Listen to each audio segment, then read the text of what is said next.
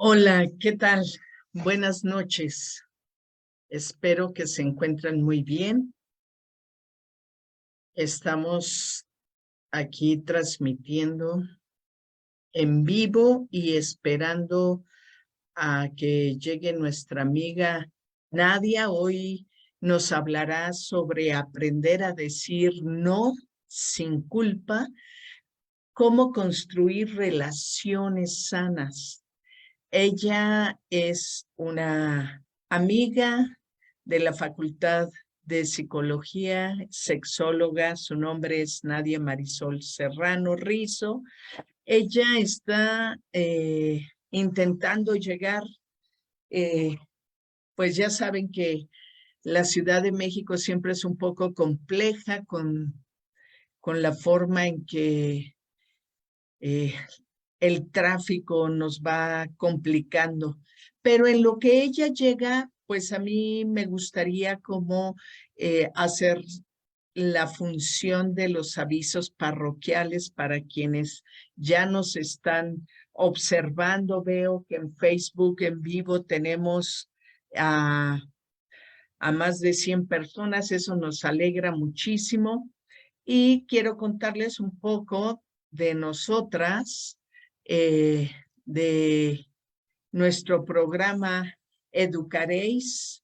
Educaréis es un programa desarrollado para construir una comunidad de aprendizaje dirigido a docentes de todo el país, desde educación inicial hasta la educación media básica, y estamos buscando llegar a ustedes por diferentes canales, todos por vía internet, usando tecnologías eh, pues de última generación.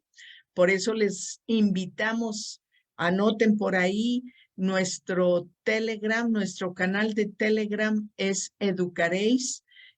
En ese canal todos los días estamos compartiendo información, actividades de clase, planeaciones, donde se transversalizan los temas curriculares con los temas de educación integral en sexualidad.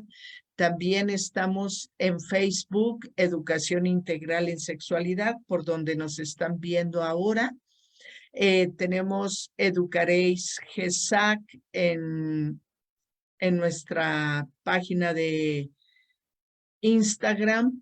También tenemos una página de YouTube donde subimos pues los cursos, talleres, webinares que vamos desarrollando y vamos teniendo para que los consulten, para que los revisen y puedan tener información.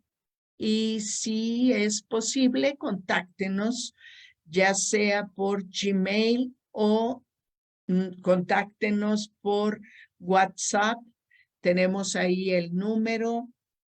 Hay un grupo de WhatsApp para cada nivel educativo: preescolar, primaria, secundaria y bachillerato. También tenemos TikTok.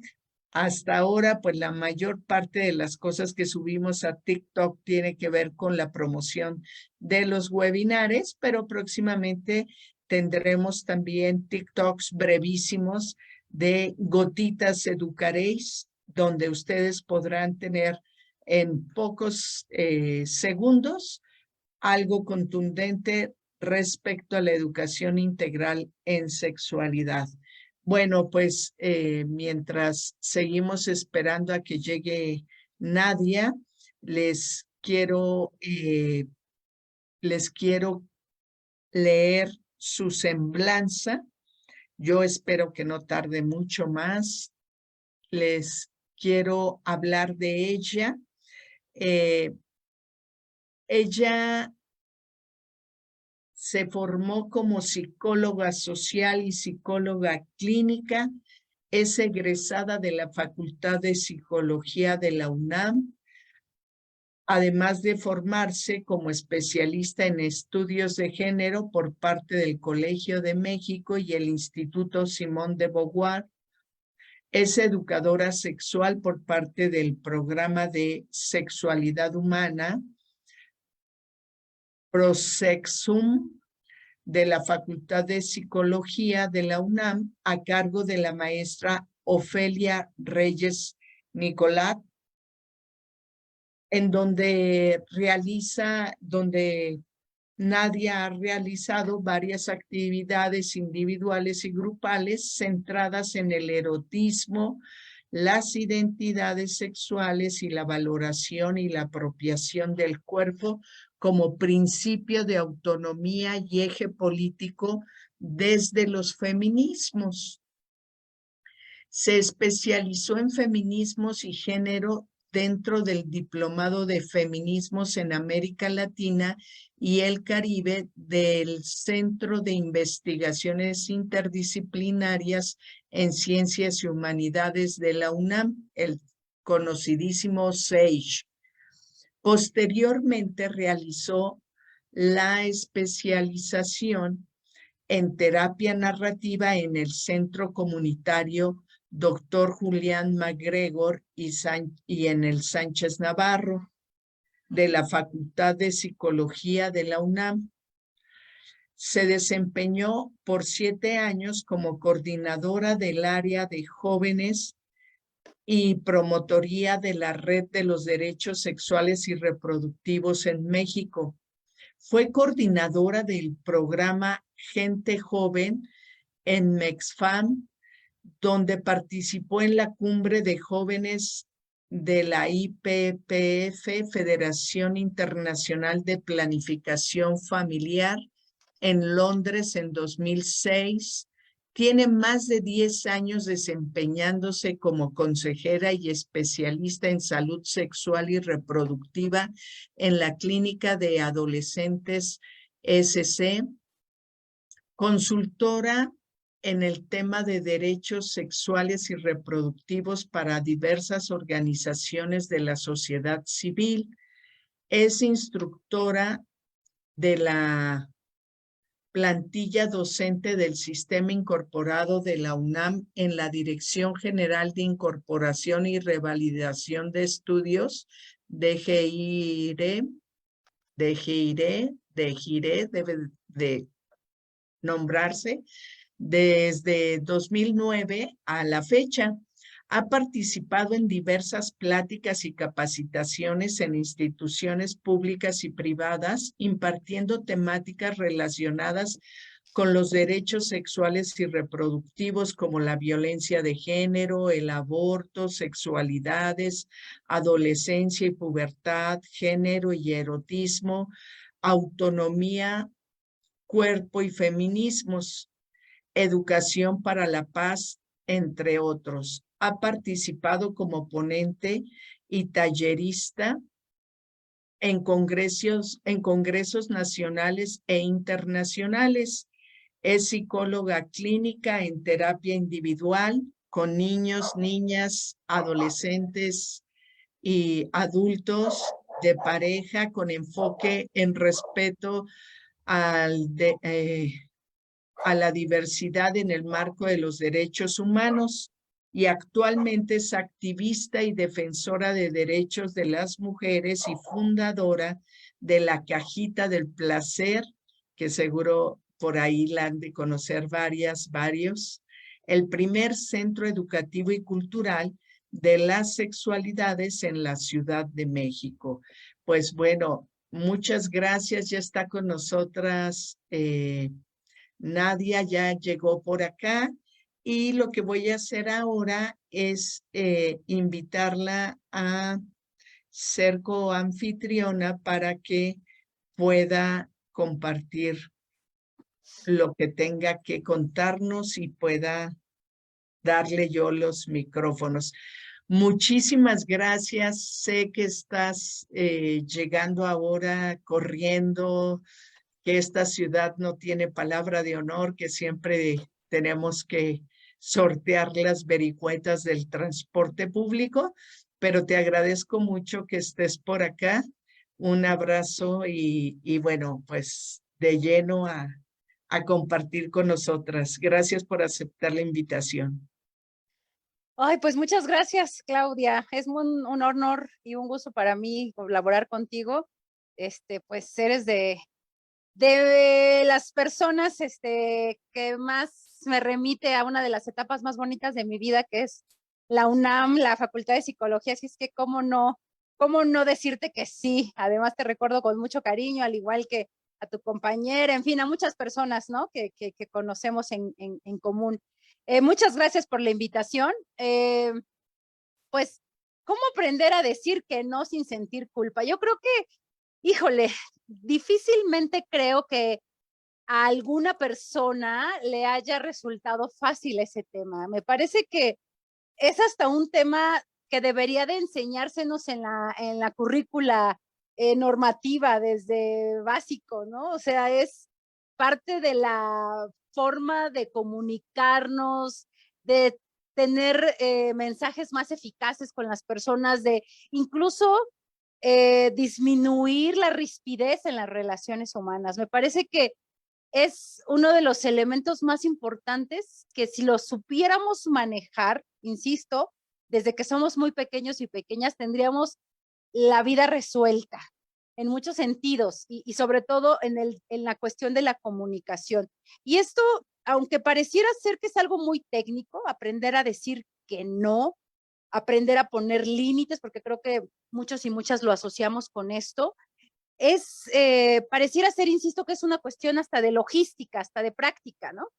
Incluso cuando en algunos cursos me tocó dar para docentes justamente, se llamaba manejo asertivo del conflicto en el aula, ¿no? Vaya rimbombante el nombre. Eh, y bueno, pues la mayoría de las personas cuando les tocaba presentarse, decían, no, bueno, pues yo sí soy asertivo y asertiva porque me gusta decir las cosas claras como son y a mí no me gusta esconder si existe alguna, ¿cómo decir?, inconformidad y expresar mi no con contundencia, ¿no? Y entonces de repente sonaba por ahí la otra voz de algunas personas que decían, bueno, sí, qué padre que puedas decir que no, pero también existen las formas para decir ese no, porque muchas veces hay gente que cree que ser asertivo o asertiva es simplemente expresar su punto de vista sin cuidar como esta parte que muchas veces afecta a los otros y a las otras. Entonces, así hay una discusión bien interesante. Algunos pensaban que la asertividad o la capacidad de poder ser mucho más claros en sus mensajes o mucho más emitir con mayor claridad ese mensaje era una condición innata de las personas. Había otros y otras que decíamos, o que decimos más bien, que afirmamos que es una cuestión que sí es inherente a la comunicación, pero que se tiene que poner en práctica. Y bueno, es la verdad un tema para mí muy importante, insisto, que debiera ser eh, educado y generado en reflexión desde que somos muy pequeños y pequeñas, que se ha descuidado, que me parece que incluso, como ya lo dije, no solo ayudaría a que nuestra vida fuera más sencilla, sino creo que muchos de los grandes problemas que hoy tenemos como sociedad, creo que sí disminuirían. Y estoy hablando, por ejemplo, de problemas sociales como el embarazo adolescente, la violencia sexual entre las parejas, el tema del acoso callejero, el tema incluso de la falta de, ahora le llaman, ¿no? Me llama la atención la forma moderna de llamarle a la desobligación afectiva, a la irresponsabilidad afectiva, pero es el no compromiso afectivo, ¿cómo le llaman ahora? La falta de responsabilidad afectiva, ¿no? Pero a mí me parece que es un tema tan central y tan profundo que tiene que ver con la falta de sentirse merecedores y merecedoras de un lugar en el mundo, de sentirse merecedoras de tener la palabra. Y es verdad, ¿eh? O sea, esto va más allá, insisto, de aprender una técnica, de saber qué es la asertividad, de saber cómo manejar la asertividad, de arreglar los mensajes de manera asertiva. La técnica me parece que la podemos todos y todas ir a consultar al San Google, ¿no?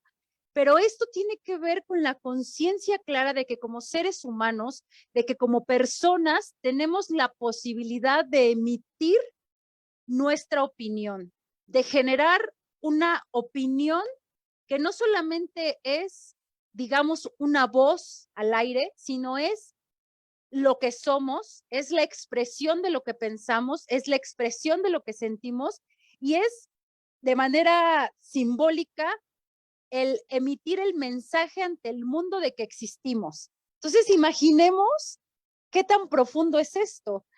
Si hay personas que no se sienten con la posibilidad de ni siquiera levantar la mano en un aula, mucho menos van a expresar su negativa, porque además recordemos algo, la negativa en la comunicación ya trae una connotación, pues, de malestar. Difícilmente las personas aceptamos una negativa con bienestar, ¿no? Con una sonrisa en el rostro. Es decir, difícilmente por más amables que sean con nosotros o por más amables que nosotras y nosotros intentemos ser con los demás o con las demás, el emitir una negativa es doloroso. En sí misma la expresión de no pareciera ser que trae consigo el dolor a cuestas, lo cual es un estigma del no.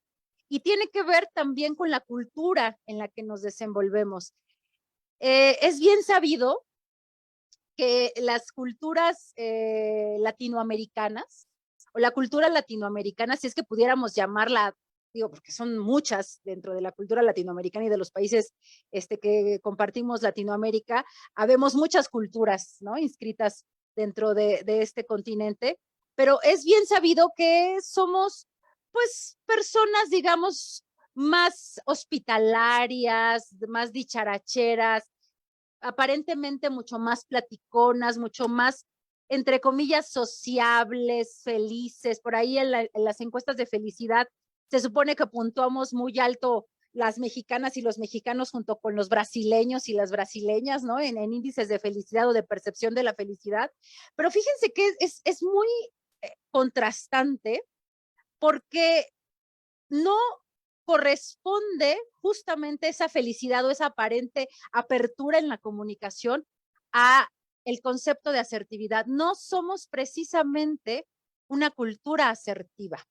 Y esto lo pude yo observar de manera, pues, ¿cómo decirlo? En vivo, digamos, cuando me tocó compartir en un seminario internacional con mujeres de diferentes partes del mundo, desde la forma en la que nos expresamos, o sea, difícilmente en Latinoamérica, y hasta se volvió tema de clase, ¿no? Solemos mandar el imperativo desde la primer frase. Regularmente solemos ser una cultura que cuida demasiado las formas, entre comillas, porque estas formas aparentemente educadas y protocolarias, más bien disfrazan la verdadera razón o el verdadero motivo de la comunicación. Y ustedes observenlo, les decía yo en este curso, tenía amigas, sobre todo españolas, ¿no? Donde sus enunciados eran muy imperativos, ¿no? Decían, oye, vamos a hacer esto. Y nosotras, digamos, muchas de las mujeres que compartíamos, brasileñas, mexicanas, algunas costarricenses, éramos más protocolarias en las formas. Oye, en los mails se veía, ¿no?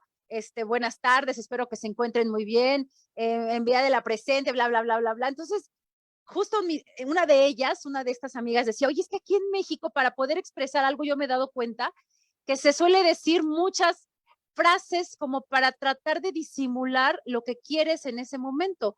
Y pareciera ser que si tú emites en ese momento el enunciado de lo que deseas, es decir, quiero un vaso de agua, hasta pareciera ser grosero, ¿no? Y para nosotros es como, oye, quiero ir allá. Y claro, de repente para nosotros es como que qué grosera, ¿no? Qué directa, qué falta de tacto tienen las europeas en aquel momento, ¿no? Y era hasta parte de una broma entre nosotras. Pero es verdad, las culturas o la forma de comunicación en la cultura latinoamericana, aunque suele ser muy gregaria y suele caracterizarse por ser, insisto, aparentemente con una percepción de mayor felicidad, no es muy asertiva. Solemos, y ya lo decía por ahí el psicólogo mexicano Rogelio Díaz Guerrero, que hay una caracterización de la cultura mexicana de como si estuviéramos deprimidos. Y recuerden que una persona deprimida, si es que lo pudiéramos llamar así, difícilmente se comunica con asertividad, difícilmente habla desde lo que quiere, siente y necesita. Y para poder expresar lo que yo quiero, siento y necesito, requiero de tener y de sentir que tengo un lugar en el mundo y que ese lugar en el mundo es justo, es no solo justo, sino es algo que yo merezco como persona. Digamos que es la concepción más profunda, perdón, de el no solo conocer mis derechos como persona, como ciudadano y ciudadana, sino además saber profundamente que estos derechos que se dicen en muchos panfletos y se han hecho innumerables cátedras para reconocer los derechos fundamentales de las personas, son porque simplemente soy y no necesito tener un género, una educación, un sexo, ciertas características para poder emitir esa palabra. Pero bueno, a lo mejor creen que me estoy desviando del tema, no. Tiene que ver con la palabra. Si hay un problema de comunicación ya inscrito en la cultura que de alguna manera obstaculiza la fluidez en la emisión de los mensajes, ahora, si nos vamos al tema de poner límites, entonces ya estamos, digamos, agregándole un grado de complejidad mayor a la situación. Porque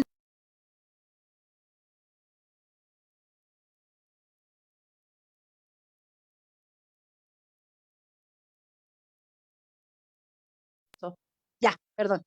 ¿Sí me ven y me escuchan bien? Ya. Sí, te desapareciste un poquito, pero ya te vemos. Entonces les decía, si hay un problema, digamos, inherente a la cultura, desde a lo mejor una cultura deprimida por el tema de la conquista, por ahí hay muchas teorías, ¿no? De que somos un pueblo no conquistado, sino colonizado, y desde este rollo colonizado del imperialismo y demás, pues hay toda una cultura que de alguna manera sesga la posibilidad de emitir un juicio, de emitir una opinión, y esto ya, pues estoy hablando de cuestiones como de ancestrales y demás, pero ahora súmenle, insisto, al tema de poner límites. Ahora, si nos vamos a esta cuestión, tenemos que hablar sin duda de la cuestión de inteligencia emocional o de las inteligencias emocionales. O sea, el reconocer que somos personas con derechos, con obligaciones asimismo también, y que somos merecedoras de un espacio en este mundo, de una palabra, de poder expresar lo que pienso y lo que siento, cuidando mucho el no imponer mi punto de vista hacia los otros o homologar mi punto de vista como una imposición, sino simplemente saber que lo puedo expresar, que tengo este derecho de libre expresión, me posibilita también saber que estas palabras son provocadas por mis emociones. Y ahí entramos a otro tema más problemático, insisto, como en un nivel de complejidad mayor. Realmente no estamos educados y educadas en las emociones, o sea, difícilmente, y eso también es un tema cultural, no sé si solo de Latinoamérica, no lo creo, creo que es un tema humano. Las emociones es un tema que nos da, o es una cuestión que nos da mucho miedito, porque nos han enseñado a cosificar las emociones, a categorizarlas como buenas, como malas. Hay ciertas emociones que son deseables socialmente, o sea, es aplaudible una persona que está feliz, que está contenta, pero no así con una persona que puede hablar desde su enojo o hablar desde su miedo, porque son emociones, hasta por ahí dicen, ay, es que es una persona que siempre trae la mala vibra porque siempre se está quejando. O sea, hay ciertas cosas que socialmente son categorizadas como no aptas para hablarse. Entonces ya desde ahí otra vez volvemos a los juicios de valor, ¿no? De qué se puede y qué se debe comunicar y qué no se debe y qué no se puede comunicar. Y el no, la negativa, es parte de esas cosas que no son deseables socialmente. O sea, alguien que te dice que no, insisto, hasta es estudiado ya por cuestiones de culturas, es alguien aquí en Latinoamérica, en México específicamente, para no entrar en diferencias, que es por lo menos rara. No le llamemos grosera, pero si tú llegas y le dices a alguien, oye, no quiero, no puedo, no voy a ir, no deseo, lo primero que te viene a la mente es, qué sangrona persona, qué payasa persona, ¿no? ¿Por qué no quiere adaptarse a las circunstancias? No sé, ¿por qué no quiere ser flexible? ¿Qué le cuesta decir que sí? O sea, y entonces ahí empezamos a hablar de que hay condiciones y hay contextos para poder emitir la negativa. Y hay otras cosas que damos por hecho que deben de ser así y ya ni siquiera lo cuestionamos. Ejemplo, me voy a ir a las relaciones de afecto. Antes se creía que tú no le podías decir que no a tu pareja, por ejemplo. Y no me refiero a muchas cosas. Entre no quiero salir contigo, a no quiero que me beses, a no quiero que me toques, a no quiero intimar sexualmente contigo. ¿Por qué? Porque se creía que ante una relación erótico-afectiva todo estaba permitido. O sea, si tú y yo somos algo, lo que sea, ahora ya no sé cómo se llaman las relaciones, amigos con derechos, amigas con derechos o lo que sea que somos, se supone que se permite cualquier cosa. O sea, esta idea de individualidad se perdía en la fusión de idea romántica de somos pareja y mi yo, o sea, mi yo Nadia como persona, como ser, se desdibuja frente a la relación. Entonces, todo estaba permitido.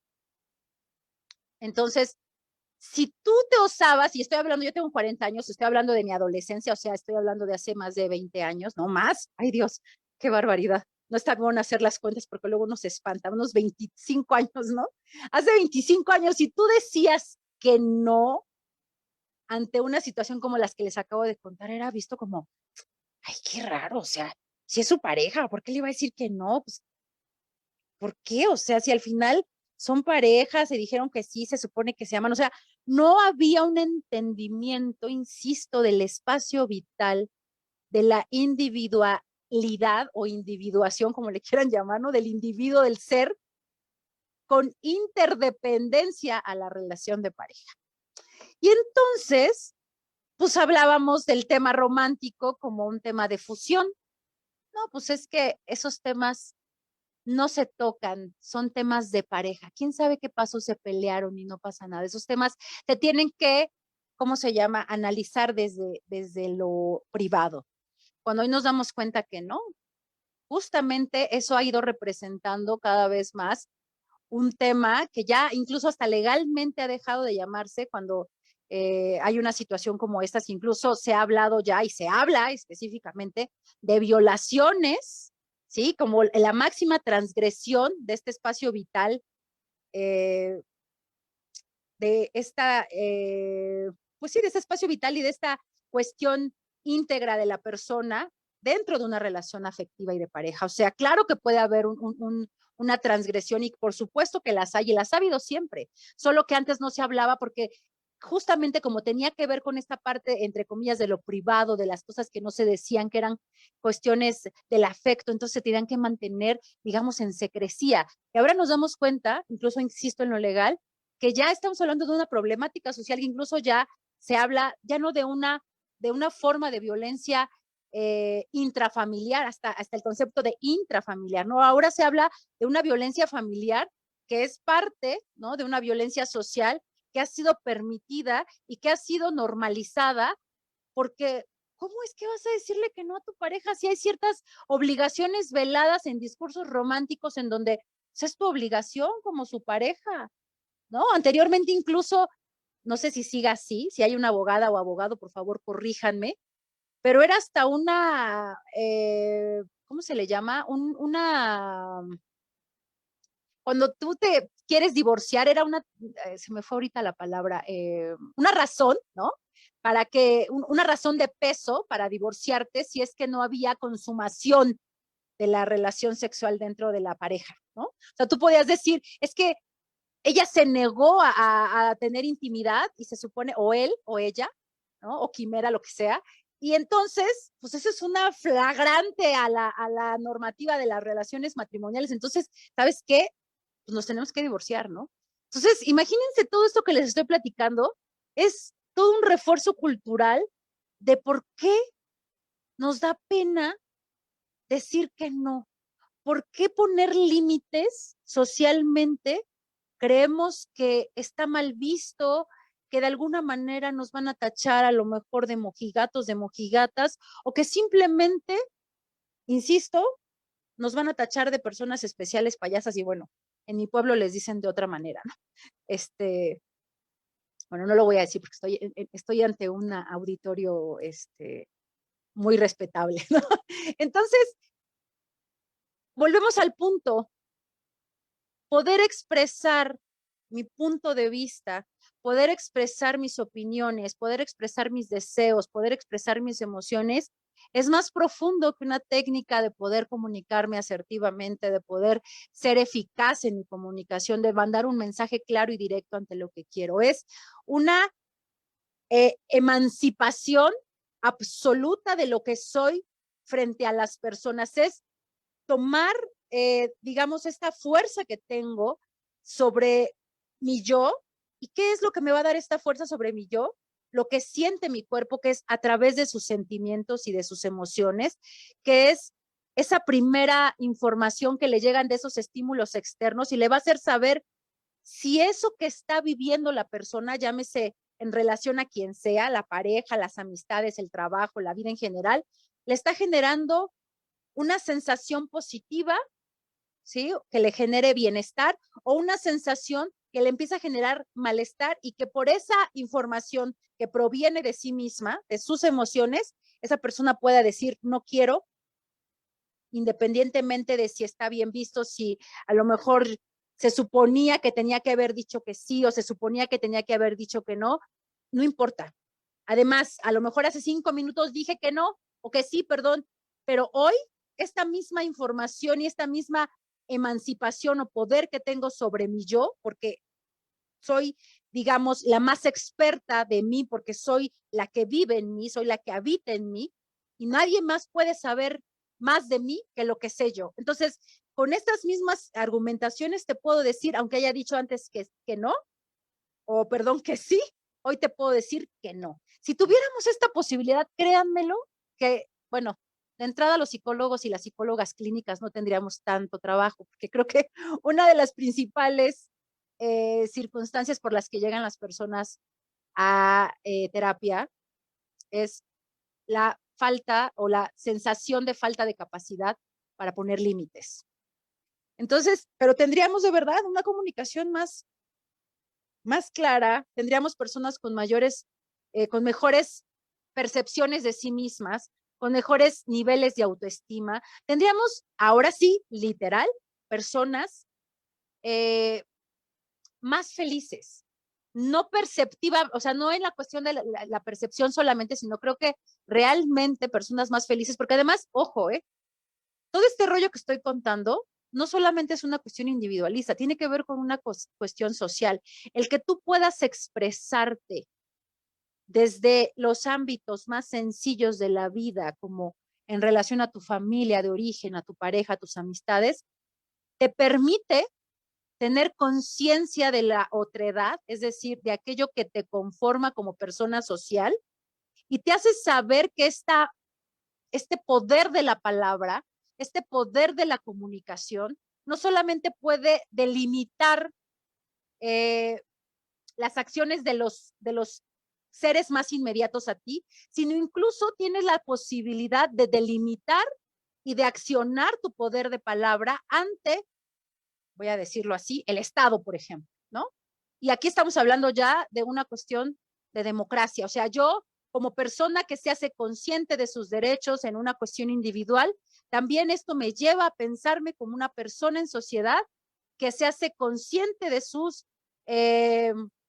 garantías individuales, de sus derechos fundamentales, y asimismo, ahora que vienen tiempos electorales, es una persona que se siente con el derecho y la libertad de poder exigir lo que merece y lo que, digamos, a su ser le genera bienestar, pero no solo a su ser, sino a su comunidad, ¿no? Pero bueno, pues no sé si haya preguntas o interacción si estoy siendo clara, porque a lo mejor ya me fui con el monólogo, si a lo mejor quieren que dirija esto no tan general y quieren que lo dirija específicamente a un tema. A ver, por favor, aquí estoy abierta y dispuesta a Pues mira, escucharles. hay varios comentarios en el chat.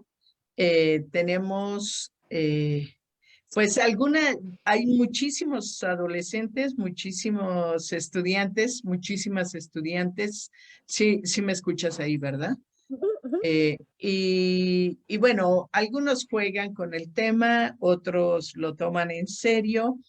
Hay quienes nos dicen que el tema Dulce Reyes nos dice que el tema tiene una importancia socialmente alta, sin embargo, no todos lo tomamos con la madurez que se requiere y por ello es que cuando se presenta alguna situación de este tipo no se sabe cómo actuar. Por otro lado, creo que nuestra forma de pensar impacta mucho en cómo nos relacionamos con nuestras parejas o con nuestros amigos. Y yo pensaría que también impacta en cómo nos relacionamos con todas las personas, ¿no? De manera afectiva con quienes tenemos vínculos, nuestros padres, nuestras madres, familiares, amigos, parejas. eh, siempre, siempre el que seamos asertivos nos dará oportunidad de tener mejores relaciones. Un poquito eso y María Aurora quiere también participar, pero veamos. Primero, ¿qué opinas de esto que dice que el tema tiene mucha relevancia porque tiene un impacto hacia cómo nos relacionamos con los demás? Sí, sin duda, justo es lo que he estado tratando de decir a través de mis palabras, la importancia que tiene, que va más allá de cumplir con ciertas normativas, ¿no? Les decía yo que cuando daba el curso había hasta un jueguito para armar frases asertivas, ¿no? De yo deseo, yo quiero, yo necesito, ¿no? Y sí está muy padre, pero yo les decía a las personas, a ver, ¿cómo ser asertiva cuando estoy enojada? Porque se suele pensar que la asertividad es una emoción, o perdón, no una emoción, sino una actitud que incluye emociones que solamente van a generar un clima positivo. Y no es cierto. O sea, la asertividad es una actitud que tendría que ir acompañando las emociones de la vida. O sea, incluyendo aquellas que desafortunadamente son caracterizadas como negativas, que no lo son, pero que no son deseables socialmente. Por ejemplo, a ver, vuelvo a la pregunta. ¿Cómo ser asertivas cuando estamos enojadas? ¿Cómo ser asertivas cuando tenemos miedo? ¿Cómo poder, cómo poder sentirnos protegidas y justamente, más bien con esta sensación de seguridad y de justicia, sin emitir un mensaje que pueda lastimar al otro o a la otra, porque se supone que esa es la finalidad de la asertividad. Y a veces es imposible. Por ejemplo, ahorita que hay gente joven escuchando, hay un ejercicio que hasta se ha vuelto viral en las redes sociales, en TikTok y demás, que es muy peculiar y que es muy polémico. Lo describo, y a propósito del próximo 14 de febrero, ¿no? Que les encanta por alguna razón declararse de manera este, masiva, ¿no? En las plazas o en las escuelas, a esos enamoradizos o enamoradizas en este día en particular. Y entonces imagínate que estás en la escuela a cierta hora del 14 de febrero y llegas con tu osote de peluche, llegas con tus ramotes de flores, con tus chocolatotes, con lo que tú quieras y mandes hacia la persona que te atrae y que te gusta. Y entonces delante de toda la escuela le dices, le haces la pregunta de los 64,000, ¿no? Oye, ¿quieres ser mi pareja? Y entonces la otra, imagínate la presión social, porque además, a ver, entendamos el contexto. Todo este show romántico, que además se mueve como en este discurso rosa del amor bonito, del amor caballeresco, ¿no? En donde llegas y conquistas a la damisela, etcétera, ¿no? Con peluches y demás, pues es socialmente aceptado, cualquiera lo aplaude y dice, ay, qué bonito, mira nada más, qué romántico y romántica, quien sea, ¿eh? No importa si es hombre, mujer o quimera, ¿ok? Y entonces, imagínate la otra persona, la que recibe la propuesta, se siente muchas veces con esa presión social. Cuidadito y diga que no, ¿eh? Cuidadito y diga que no, porque las funan o los funan, ¿no? Este acto de ser, de echarles arenilla y de hatearles en las redes sociales, porque ¿cómo se atrevió a romperle el corazón a ese ser que se esforzó tanto por demostrarle su afecto? Aguas, ¿eh? Porque aquí el discurso, y perdón a los que me estén escuchando y lo piensen hacer, porque a lo mejor les voy a romper sus corazones, o a las que lo piensen hacer, porque puede convertirse esa situación en un acto de profunda violencia, en donde estás promoviendo a través de esta presión social que aquella persona se sienta un poco acorralada y por esta presión y por este hostigamiento muchas veces acceda a algo que ni siquiera estaba preparada. Entonces,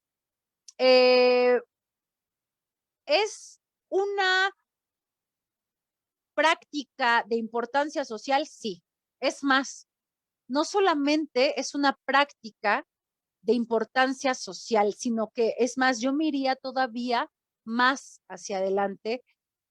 Es una práctica de las naciones de avanzada, es una práctica del buen trato entre las naciones, entre los grupos humanos, en donde si no existe este respeto por lo que el otro es o la otra es y lo que piensa, lo que siente y difiere, entonces podemos estar en un terreno de la imposición y de la negación de derechos.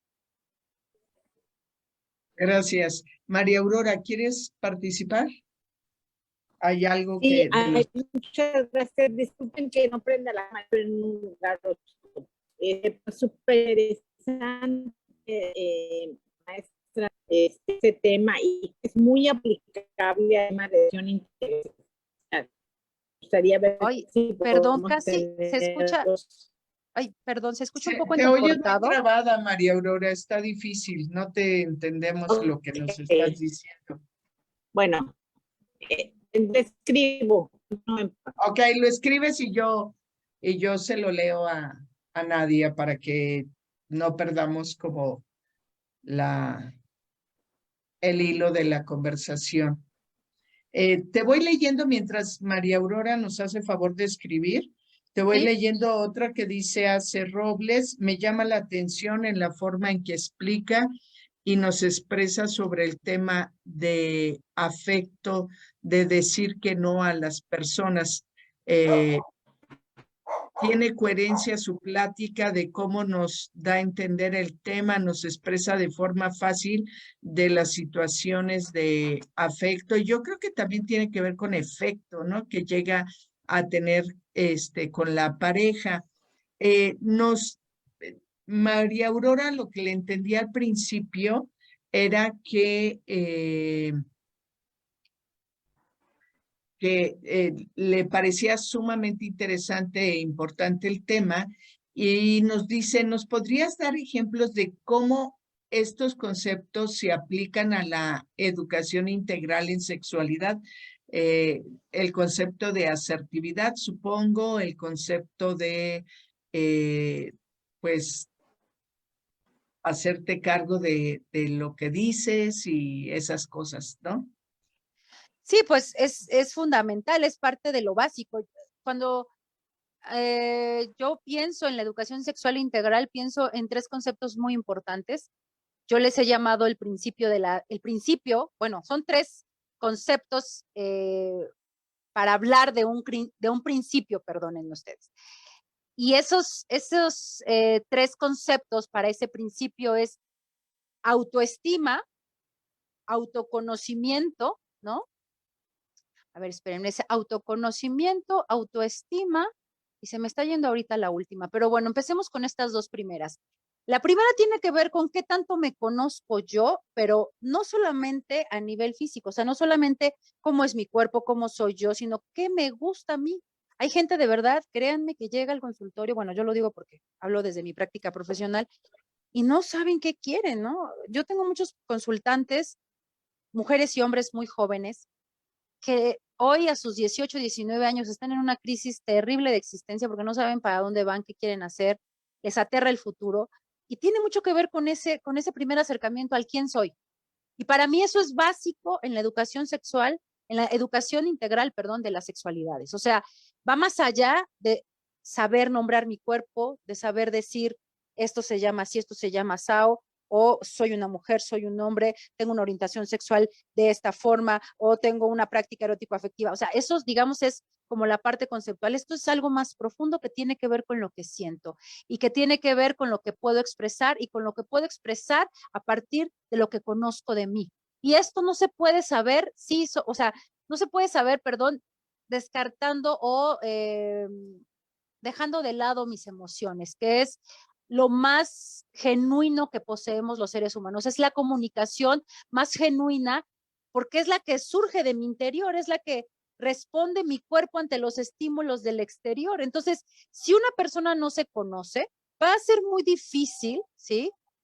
Que en otro momento, cuando interactúe con los otros, pueda establecer estas relaciones de respeto, pueda establecer estas relaciones de autoestima que le van a poder a esa persona ayudar a poner límites claros para proteger su dignidad y para proteger su integridad, que es lo que buscamos al final en una educación integral de las sexualidades. ¿Y a qué me refiero? Desde los niños pequeños y pequeñas, aprender a cuidar su cuerpo, aprender a que ese cuerpo no puede ser tocado, observado, mirado de una manera lasciva o violenta por alguien, tocado por alguien que sea, digamos, transgresor hacia su cuerpo. Y desde este lugar de cuidado hacia lo que soy y de no quiero que me toques porque además no es solo que está mal porque me dijeron que está mal, sino porque lastimas y esto que estás tocando es mío. Esta apropiación del yo es a lo que yo me refiero con este concepto tan fundamental que es autoconcepto, autoconocimiento y autoestima, ya me acordé. Autoconcepto, autoconocimiento y autoestima. Son tres elementos que tienen que ir de la mano, que son fundamentales para entonces tener esta conciencia, por eso son los autos, ¿no? Primero es yo, porque si no trabajo esto dentro de mí, difícilmente cuando llego a la interacción con las otras personas voy a poder trabajar en estos límites. Entonces, a mí me parece que es fundamental educar primero en este nivel de autocuidado, de autoconocimiento y de autoconcepto, para que cuando eso tenga claridad en la persona, esta persona entonces pueda trabajar esto que ya de alguna manera lo tiene clarificado en sí misma o en sí mismo para los otros y las otras.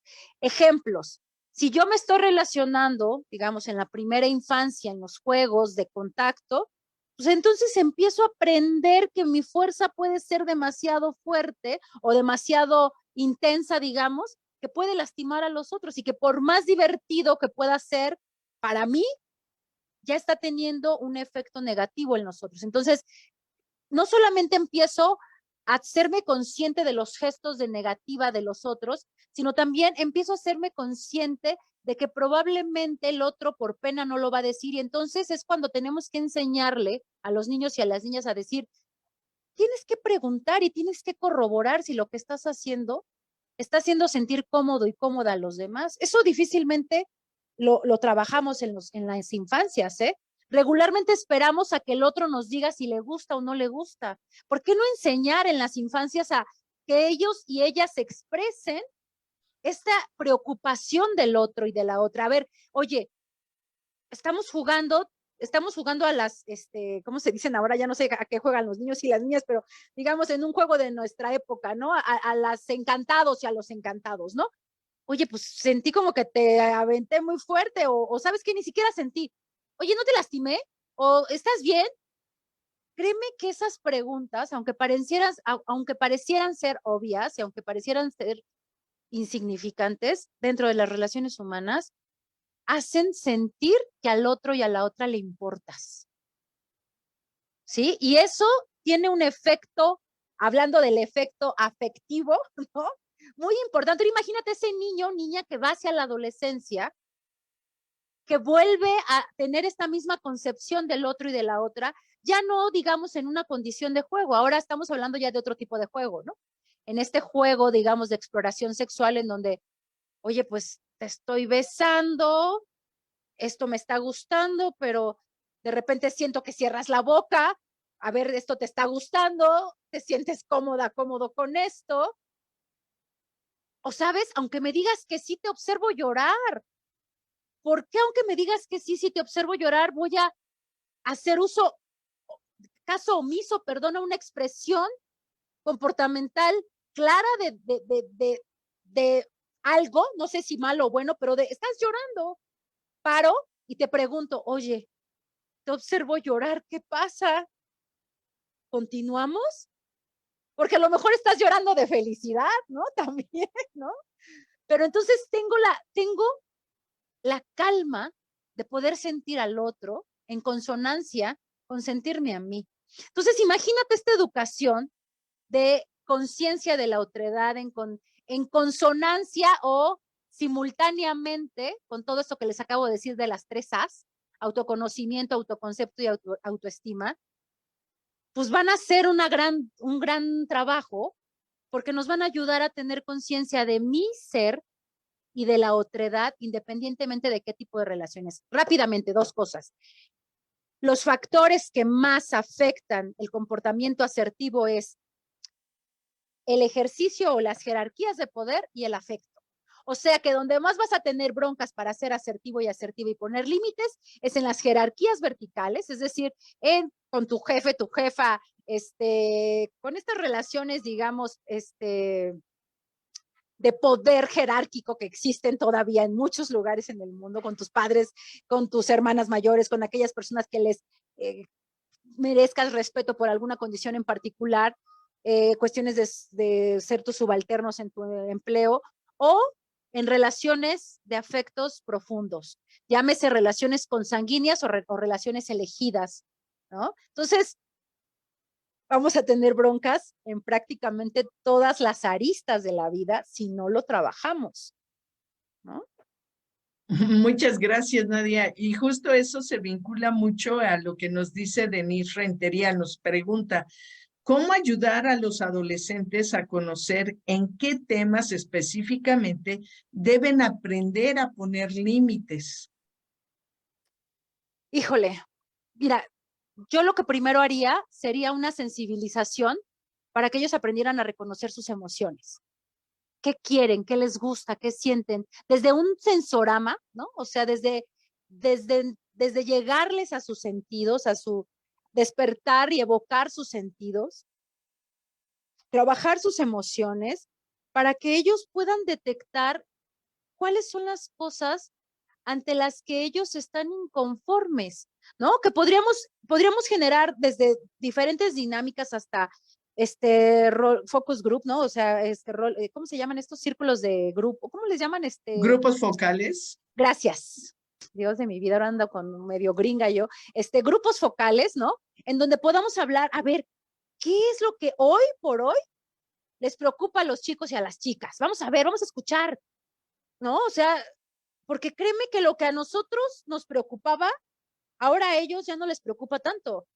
Yo, por ejemplo, soy bien chismosa de las redes sociales y o sea, me puedo pasar mucho tiempo en el TikTok y demás y me encanta subirme a los trends y a los mames y hay muchas cosas que parecieran ser banales y sin embargo no lo son. Regularmente detrás de un trend, regularmente detrás de una situación que se vuelve trending topic en las redes sociales y que se vuelve viral y que demás, hay toda una serie de interés adolescente. Y si nosotros no somos capaces de leer esas cosas y damos por hecho lo que se supone que la adolescencia o las adolescencias el día de hoy quieren y necesitan, estamos fritos y fritas. Tenemos que primero escuchar qué les interesa, qué les preocupa. Justamente hace ratito vengo del consultorio y me decía un muchacho, no, bueno, es que platicábamos de qué le molestaba de sus papás, ¿no? Entonces, él me hablaba específicamente de su papá. Dice, de mi papá no me molesta nada porque yo ya sé que él nunca va a cambiar y entonces, no importa, pero llorando, ¿no? Entonces yo le decía, a ver, no me cuadra porque pues me estás diciendo pues, que no te importa, pero te observo llorar, o sea, ¿qué pasa ahí, no? Dice, bueno, es que ya he trabajado mucho sobre que él no va a cambiar, mi mamá ya me lo dijo, que él es como un niño y entonces que difícilmente ofrece disculpas cuando se equivoca, y entonces pues ya no hay nada que hacer. Le digo, oye, pero eso a ti te satisface, te llena. Y dice, pues no. Y lloraba y lloraba y lloraba, ¿no? Le decía, ¿y tú crees que está resuelto en ti? Y me decía, no, pero si ya no va a cambiar, ¿qué puedo hacer? Le digo, pues es que hablemos de lo que sientes ahorita.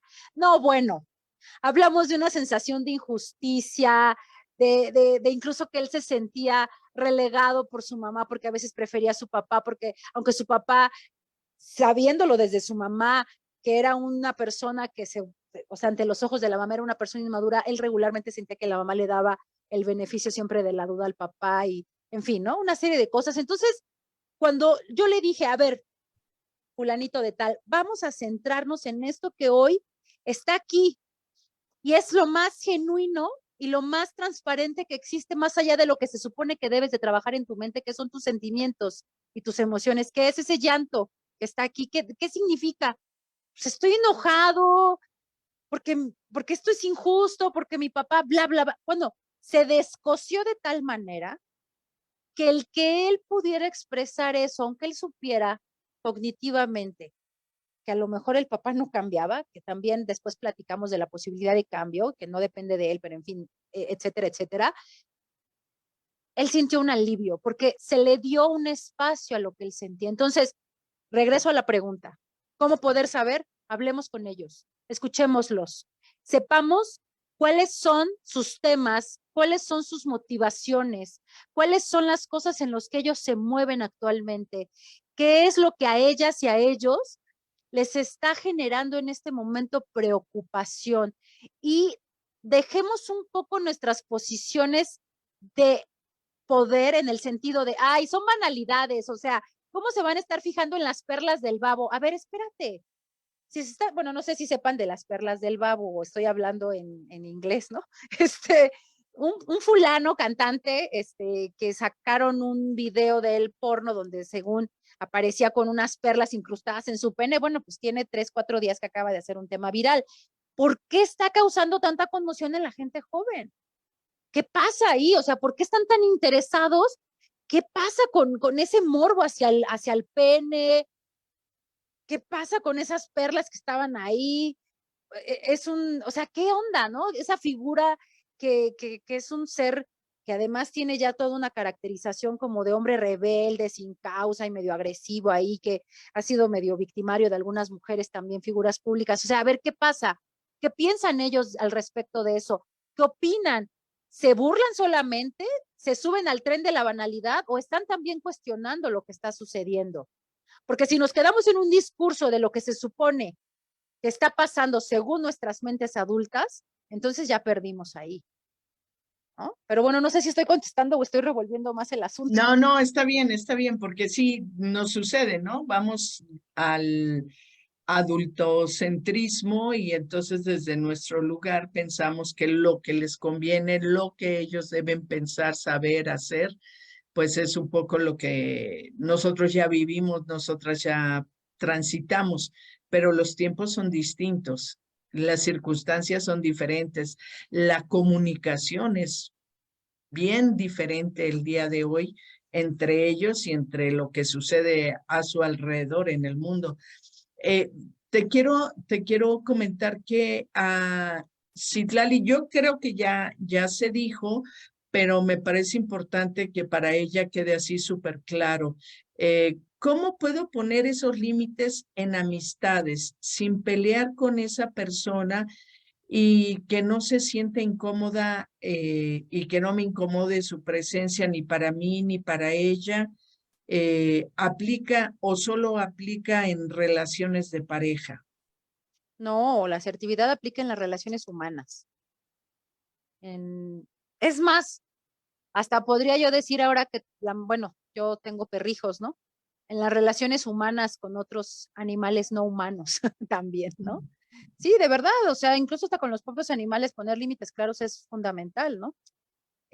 Porque ocupamos espacios comunes y demás. Pero bueno, atendiendo esa pregunta que me hacen es, ¿cómo puedo poner límites sin sentir malestar? De entrada les voy a romper su corazón, discúlpenme, pero voy a romper uno de los mitos de la asertividad. La asertividad está alejado de esas buenas formas, así como de tener un rostro y un mensaje políticamente correcto, de sí, no te preocupes, todo va a estar bien y vamos a ser felices por el resto de la vida. No. Muchas veces los mensajes de negativa, los mensajes de límites son incómodos. A ver, te voy a dar un ejemplo. Tú como docente, llegas a tu aula, les empiezas a poner el encuadre, les empiezas a decir sí, que no, que no, que sí. Observa sus caritas. No son de la mayor comodidad posible, ¿verdad? Que se van a quedar callados porque tú estás en pues sí, en una posición de poder, sin duda. Habrá otros que no lo entiendan y que se subleven y que digan, ay, ¿eso qué, Miss? ¿No? O lo como te llamen, maestra, ¿no? Pero regularmente cuando vamos y colocamos reglas, pues es así como que, ¿quién quiere llegar a imponer? Y más con todo este discurso de los derechos y de las libertades, ¿no? Es incómodo, es necesario. ¿Por qué? Pues porque vamos a llegar a generar cosas que no siempre son agradables, no siempre son deseables socialmente, no siempre van a agradar a todos y a todas. Algunos y algunas les vamos a pisar callos les vamos a poner sacos, se van a poner sacos ajenos, ¿no? ¿Por qué? Pues porque vamos a estar hablando, a ver, aquí la persona que hable, que sea muy platicón, va a ser acreedora a una sanción, pues sí, el que hable más, pues se va a sentir aludido, evidentemente, ¿no? Otra cosa, cuando tú llegas con alguien y le dices, oye, ¿quieres ser mi pareja? ¿Me agradas? Y te dice que no, no me digas que por más asertiva que pueda ser esa persona, no te rompe el corazón. O sea, es como, chale, fue súper asertiva y hasta me dijo que soy hermoso, hermosa, que tengo los ojos más bellos y pispiretos del mundo, pero me dijo que no, te siente gacho, ¿no? O sea, el rechazo es una de las cosillas ahí medio dolorosonas que atravesamos en la vida las personas. Dudo que un ambiente de normativas, de asertividad, de reglas, pueda ser exento de malestar. Lo dudo. Lo que sí creo es que podemos hacer el mayor esfuerzo por tener un clima tranquilo, el mayor clima fértil para el buen trato, pero regularmente las discrepancias generan conflicto. Y recordemos qué es el conflicto. Si nos vamos a la definición de conflicto, es cualquier diferencia, discrepancia que genere un malestar emocional en tu interior. Ese es un conflicto. ¿Qué es un conflicto? Cualquier cosa que no esté acorde con tu ser. Es más, el que alguien llegue y te genere mariposas en el estómago, ya sea porque te gusta o porque te cae gordo, eso es un conflicto, porque está irrumpiendo en tu tranquilidad y en tu estabilidad. Entonces, ahora, ese conflicto orgánico se puede trascender a un conflicto viejo, un conflicto institucionalizado, si no se habla, si no se elabora. La intención de estudiar los conflictos es, a ver qué me está pasando. Hago contacto con mi ser.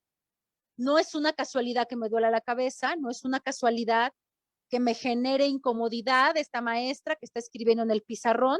¿Qué está pasando? Ah, es que ya sé, me recuerda a mi casa cuando me dicen que no me salga a cierta hora. Me recuerda la autoridad, me recuerda, y entonces ya sé por qué me incomoda que me pongan reglas, porque me recuerda lo que no puedo hacer y las limitaciones que tengo. Pero eso no quiere decir que voy a hacer una grosería, ¿no? Pero hay una incomodidad. Entonces, no creo que podamos estar exentos de malestar. Sí creo que podamos optar por ciertas cosas que puedan generar ambientes libres de violencia, propicios para el buen trato, pero sin duda va a existir conflicto. Cualquier discrepancia, diferencia, que además, quiero decirles, la diferencia es inherente a lo humano. Por lo tanto, nunca vamos a estar libre del conflicto, porque el conflicto es inherente a lo humano. No sé si con esto fui clara. Sí, mucho, mucho. Y efectivamente no siempre se toma de la mejor manera un no, o una respuesta negativa a nuestros deseos o a nuestros intereses.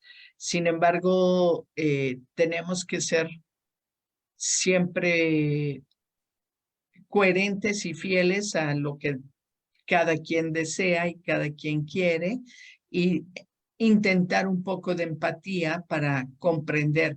En el momento se siente feo, pero al tiempo también comprendes que eso no era posible de la manera en que tú querías y que fue mucho más saludable que te dijeran no a tiempo, o que te dijeran no estoy dispuesta, no estoy dispuesto a compartir eso, o no me gusta, ¿no? Eh, Nos dicen por acá, y yo creo que ya para cerrar, Mónica, que al recibir este tipo de información nos favorece mucho, ya que nos ayuda a mejorar las relaciones sin dejar de hacer valer nuestra opinión, puesto que las situaciones a las que nos enfrentamos actualmente, hay muchas personas que, a pesar de la incomodidad, no tienen una cultura de decir no o no me gusta. Aun cuando te sientas incómoda, aun cuando no estés contenta, accedes a cosas que no estás, que no te hacen sentir cómoda, ¿no? O cómodo. Esta plática que nos presenta está muy interesante, ya que la mayoría de chavos que presentan estas ciertas características de no saber poner límites, o ser personas que no reconocen cuando hacen algo equivocado hacia los otros, pues no les gusta, ¿no? Recibir esas respuestas. Pero creo que aquí se han tocado puntos súper fundamentales. El conocernos nos permitirá saber poner esos límites, pero también nos permitirá ser sensibles y empáticos con los otros, y darle lugar a los otros, a las otras, también será súper bueno para construir un mundo, una relación de paz, de bienestar, ¿no?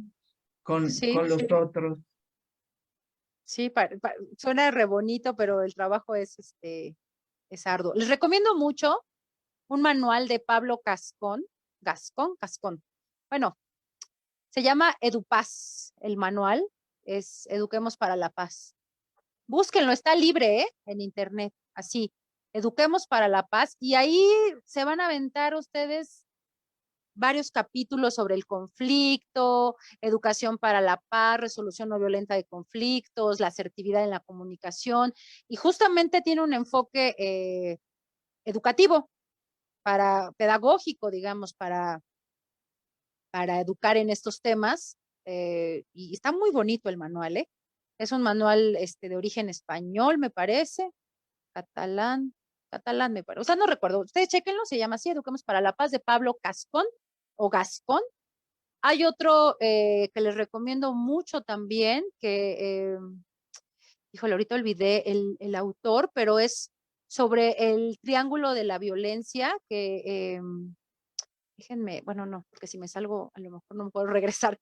Bueno, igual eso se los debo el nombre del autor, ahorita lo olvidé. Es un sueco, me parece, que habla sobre el triángulo de la violencia, y justamente habla de todo esto que es educación para la paz, desde el enfoque de esta violencia simbólica, de cómo poder trabajarla y cómo educar en esta violencia, que no es esa violencia que se nota, sino en esta violencia de los mensajes simbólicos que no se dicen, pero que se hacen, y que duelen, y que generan muchísimas pues hay incomodidades sociales, ¿no?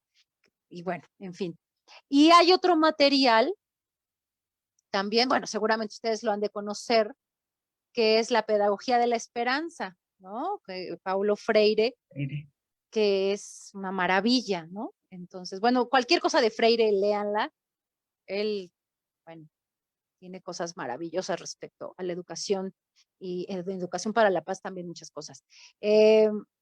Ay, es que no me gusta a mí dejar las cosas con la intriga, pero si muevo esto, me salgo de Zoom, ¿no? ¿Verdad? Solamente está así chiquito, ¿va? Tal vez, Déjenme. a lo mejor en lo que tú lo buscas, ¿qué te parece si yo hago otro aviso parroquial y luego Sí, ya por nos favor. despedimos, ¿vale? ¿Te Claro, por favor. parece? Bueno. Sí. Bueno, para quienes ya conocieron a Nadia, pues les dejo aquí sus contactos, sus teléfonos, sus correos electrónicos, por si requieren su apoyo. Y por avisos parroquiales, el último que tenemos es la próxima semana. Vamos muy ligado con esto a hablar del lenguaje como herramienta transformadora. Con toda certeza tendrá mucho que ver con la charla de hoy y pues esperamos que también asistan y nos veamos por acá. No sé, Nadia, si ya Ya lo lo tengo. encontraste, Así es. perfecto. Se Pues apellida cuéntanos. Galtung. Ajá.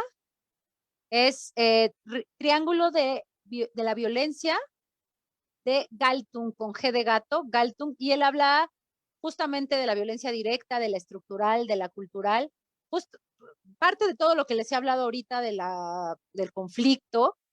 Échenle una leída, hay también un chorro de material sobre él y sobre toda esta teoría de la que él habla, que es justamente una de las teorías en las que se basa todo lo que es la educación para la paz en el marco de los derechos humanos.